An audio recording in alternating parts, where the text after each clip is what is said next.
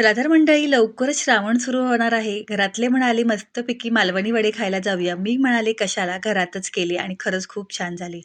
2 चमचे धणे, 1 चमचा बडीशेप, अर्धा चमचा जिरा आणि थोडीशी मेथीदाणे खमंग भाजून घेऊया. मिक्सरला फिरवून घ्यायचे आहेत. पावणे 2 वाटी पाणी गरम करायचे. थोडंसं मीठ आणि गूळ घालून खळखळून उकळी आणायची आहे.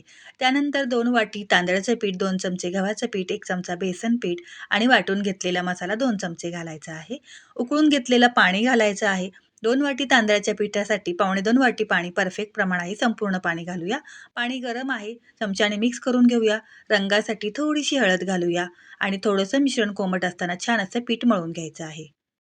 पीठ छान मळून झालेलं आहे. त्यातला एक छोटा गोळा घ्यायचा आहे आणि हातावर छान गोल-गोल करून घ्यायचा आहे. अशा पद्धतीने आता लगेचच वडे थापायला घेऊया.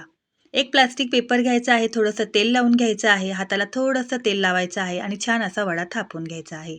तुम्ही बघू शकता मस्त वडा थापला जातोय. मध्ये थोडंसं होल पाडून घेऊया. अशा पद्धतीने.